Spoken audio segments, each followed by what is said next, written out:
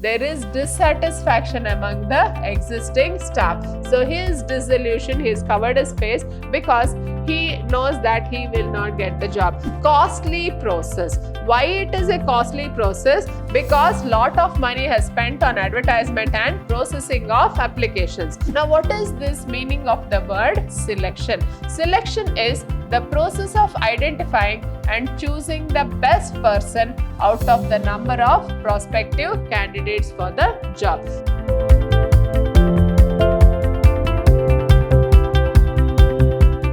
Hello everyone, I am Purnima, faculty in the Department of Commerce, Vidhyaashram Pre-University College, Temple of Excellence. In continuation of my sessions on this chapter, staffing, in this session, I will be discussing about the various merits and demerits of the external source, and later on we will be discussing about the selection and the selection process and how the candidate is formally appointed in the job. So let us just look into what are the various merits of having the external sources.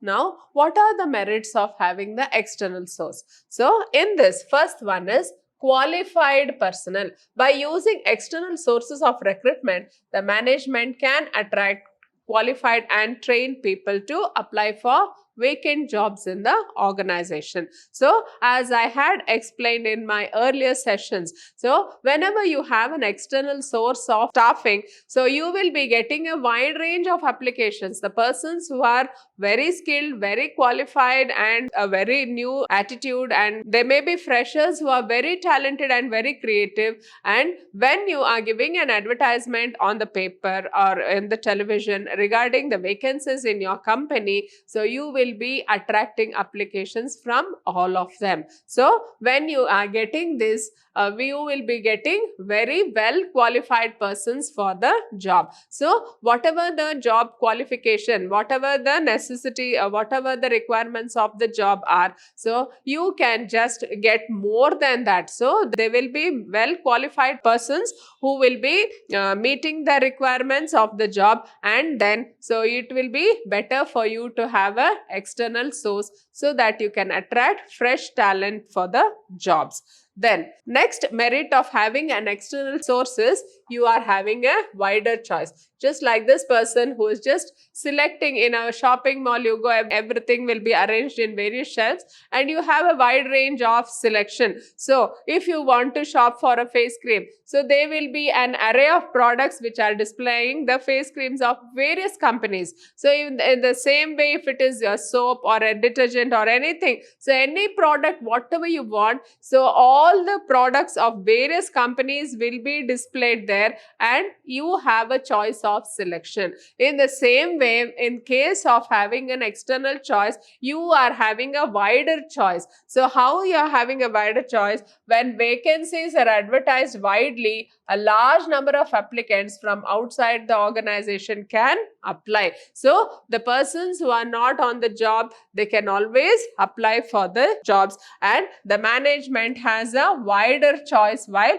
selecting the people for employment. So the management will have lot of applications. Suppose there are around 30 vacancies, they may be applications, they may receive applications for more than 1,000 applicants. So they will have a very wide choice for the posts which are to be appointed. Then the third merit of having an external source is you are having fresh talent. So the fresh talent is the present employees may be insufficient or they may not fulfill the specification of the job to be filled.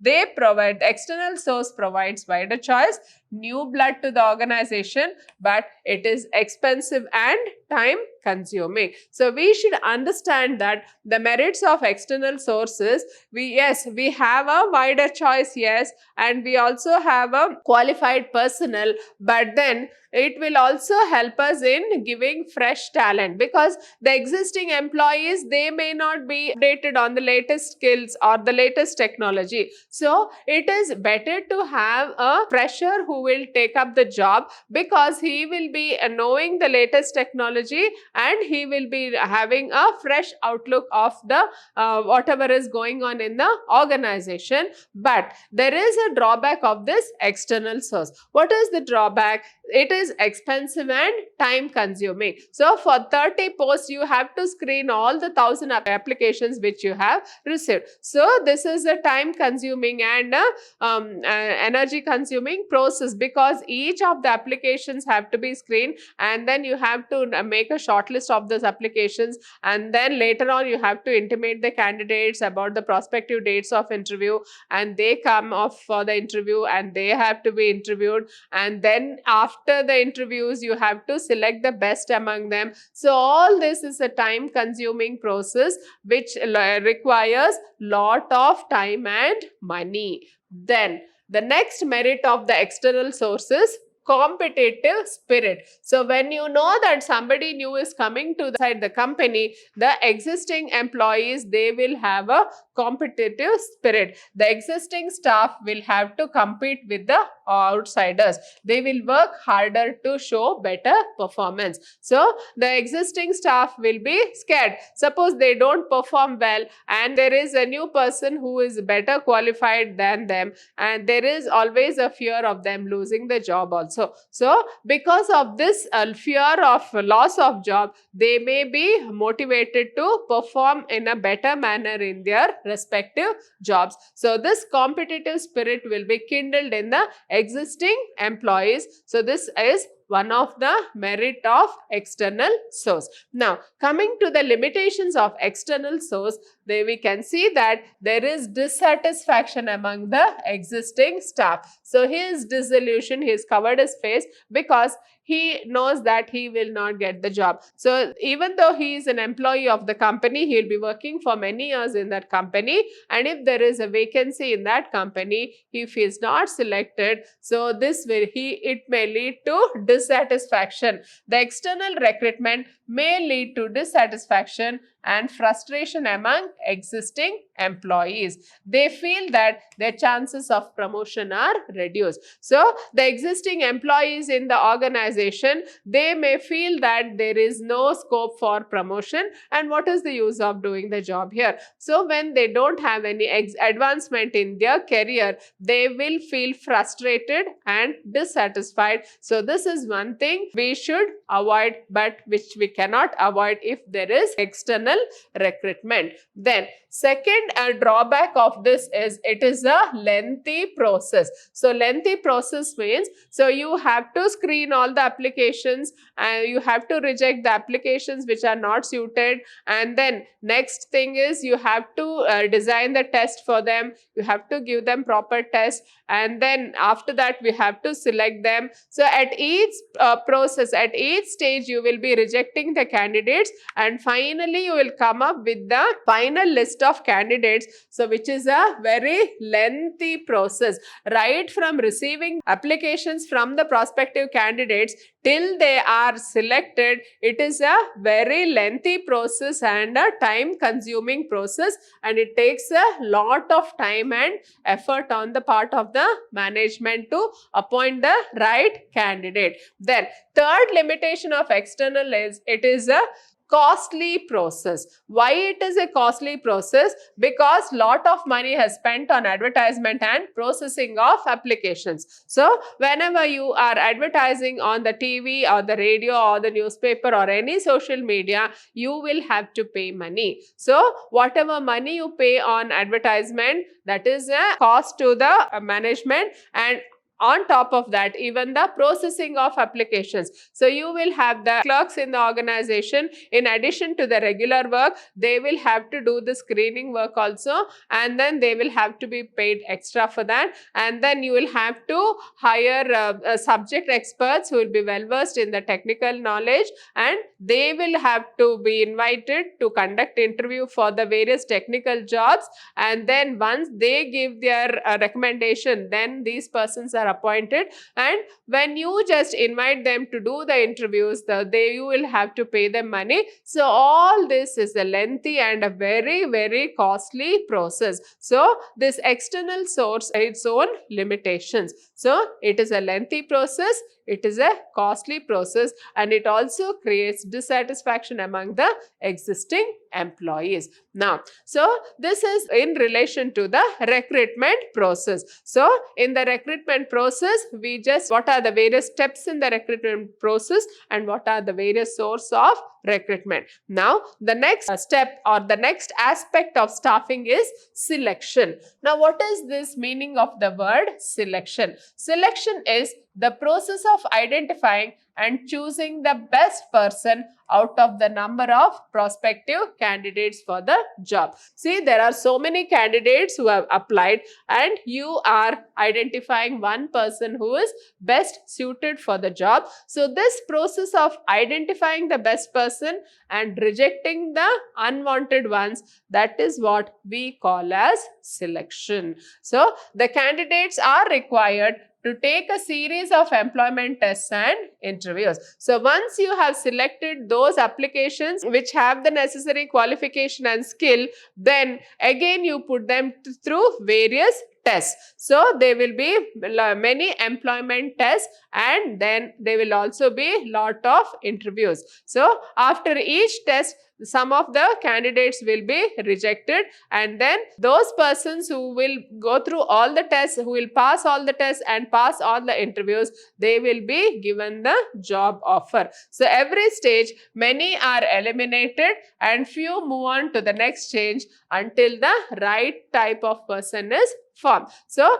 every stage there is rejection, and only those few persons who have cleared all the stages, they will be offered the job. Then let us look into the process of selection.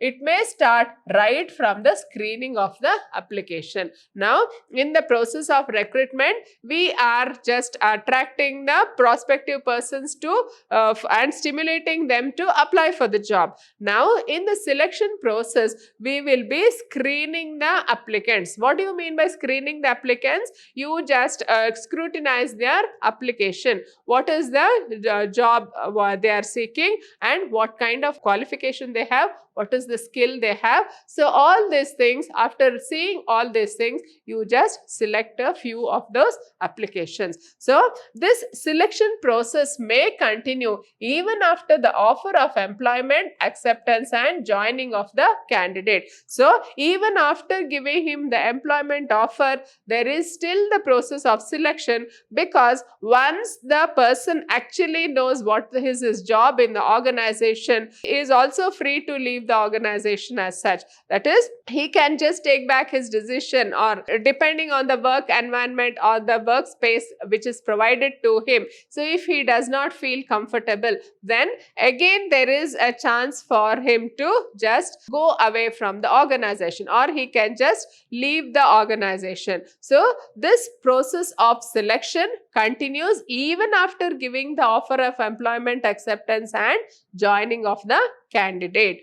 Then next, let us look into the process of selection. So what is the process of selection involved? What are the various steps? Now in this, first thing is preliminary screening. Now what is this preliminary screening? Preliminary screening helps the manager eliminate unqualified or unfit job seekers based on the information supplied in the application form. Now, in this preliminary screening stage, there will be those applications which don't have the necessary qualification. So, in this stage itself, you reject all those applications, so which do not meet the job qualification or job specification. So all those applications are rejected in this stage itself, in this stage of preliminary screening. So if you have received around 10,000 applications for the job, and then you will be just rejecting all those which are not qualified, and you may keep around 1,000 or 2,000 applications with you, depending on the number of jobs you have to fill. Then the next step in the process of selection is selection test. Now, what is this selection test? It is an employment test. It is a mechanism, either a paper and pencil test or an exercise. So, you measure the characteristics of the individuals. So, it is one type of test. So, what kind of test is it? You just give them a written test, which is with pencil and paper, and you just test the intelligence of the individual. So, what kind of test? You give them relating to the aptitude, manual dexterity and intelligence, and also the personality. So, how do you assess a new person? So, he is being qualified. So, there may be 10 persons who will be qualified for the job. But then, how do you see that this person is well suited for the job? For that, we have to do some selection test. So, in this selection test, we will be having a test related to the aptitude of the person, the manual dexterity, so how fast he can just understand things, and then intelligence, and what is his personality.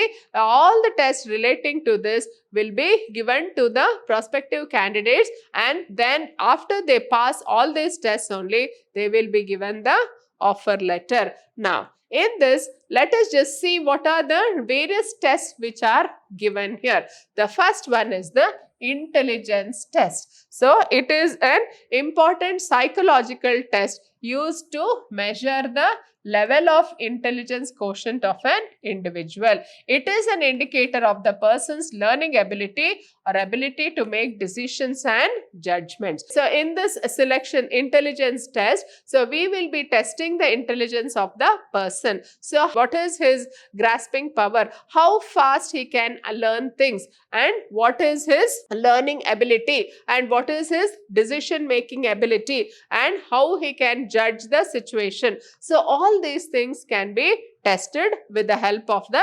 intelligence test. Then, the second type of test is aptitude test. So, in this, the individual's potential for learning new skills, and it also the person's capacity to develop. Now, in the aptitude test, you will be just putting that person's capacity to learn new things, how fast he is able to grasp things, and it also helps us to know whether he is capable of developing for future positions. So, he may be appointed in the officer level, but then if he has a very good aptitude, then he can be trained for higher positions also. So, that we can know with the help of aptitude test. Then the next test is the personality test. So, in this personality test, we will be able to know the person's, her emotions, her reactions, maturity, value system, etc. They probe the overall personality of the person. So, when the person comes, we should understand what type of a temperament he has. So, whether he is a very sensitive, oversensitive, or whether he is a very social or outgoing person, what kind of a personality he has. So, to test all these things, we give the personality test. So, with the help of personality test, we will be able to assess the personality of the probable candidates, and they will probe the overall personality of the person, how he is, what type of a person he or she is. Then, the next type of selection test is the trade test. Now, what is the meaning of the word trade test? So, this test measures the existing skills of the individuals. They measure the level of knowledge and proficiency in the area of profession or technical training. So, with the help of trade test, we will be able to know what is his existing skills. For example, you have to appoint a typist for the job. Then, in this trade test, you will just test the speed of typing. So, how fast he is able to type. That is the number of words per minute. So, that is the standard which is fixed for the typist job. So, you will know what is the skill that person has, his level of knowledge, and his proficiency in the area of profession or technical training. So, usually for technical jobs, this kind of a trade test is used to assess the technical knowledge of that person. The difference between aptitude and trade test is, in the aptitude test, we measure the potential to acquire skills, and later the actual skills possessed. So in the aptitude test, we just assess what is the potential for that particular person to acquire the skills, whereas in the trade test, we will be testing what is the actual skills he is having. So how skilled he is, we can know with the help of the trade test. Then next in the process of selection, the test is the interest test. Now what is this interest test? So every individual has fascination for some job than the other. So they are used to know the pattern of interest or involvement of a person. So how interested he is or what are his varied interests, all these things we can know with the help of this interest test. So there are 5 selection tests which we have just discussed. So in the interest test, we will be assessing his interest, his skills and the job market. So there will be you will come to know the joining of the skills, interest and the job market. Depending on that, you will be whether you are fitted for the job or not. Now, the next in the process of selection is employment interview. So, the persons who have just got through the application. So, after the screening of the application, then what you do is you just give them all the tests, employment tests or the selection tests. So, if they pass all the selection tests, then you just intimate those candidates to come for the employment interview. So you can see that there is an interview going on here. So what is the meaning of the word interview? So interview means nothing but an exchange of views. You just try to get to know that person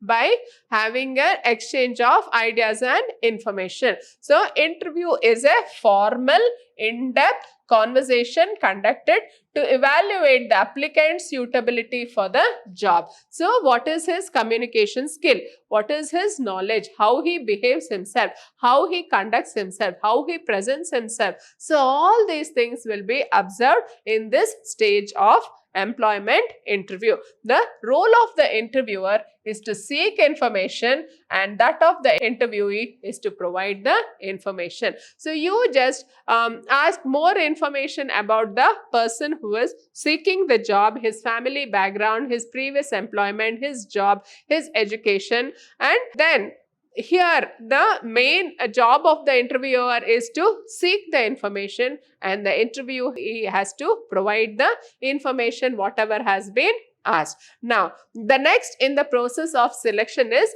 reference and background checks. Now, what do you mean by references? So, many employers request names, addresses and telephone numbers of the references for the purpose of verifying information and gaining additional information on an applicant. So, we will be just conducting the interview, everything, and if the person has passed the interview test, then we have this process of reference and background check. Now, what do you mean by reference and background check? So, in the application itself, we have a column for references. So, where the job provider or the employer will give a space where you have to fill in your references. So, it may be the number of your previous employment, or it may be your friends or relatives, or any other, it may be your your teachers who have just known you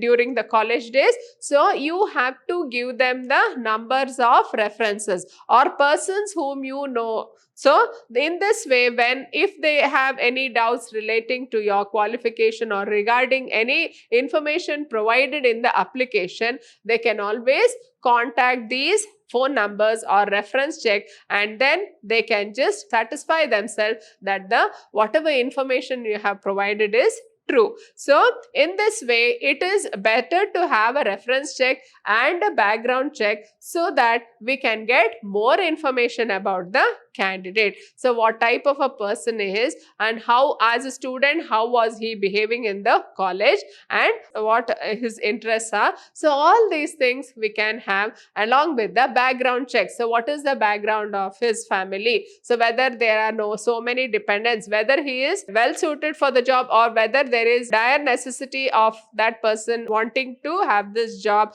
So, all these things can be checked with the help of reference and background checks. Then the next in the process of selection is the actual selection decision. So you have conducted the tests and interviews, and that person has been passed all this, and he has also passed the reference check. The next is the important decision, that is the selection decision. The final decision has to be made from among the candidates who passed the test, interview and reference checks. So after all these hurdles, if there are a few persons who have been selected, then we have to make the final decision from among them.